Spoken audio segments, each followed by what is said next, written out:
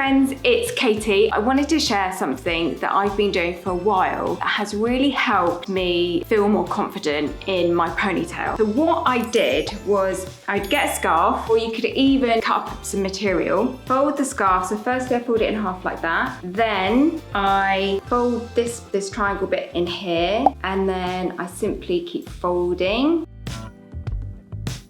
So the scarf is made into a nice elongated piece of fabric.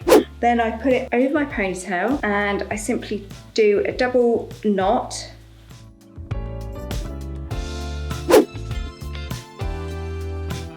If you don't want such a sleek look, pull little bits up. Give your look a slightly more disheveled, easy, breezy vibe. Play around with your lipstick too to match with the colours from the scarf perhaps, and enjoy. I hope this inspires you, and thank you so much for watching. I'll see you soon in another video. Bye.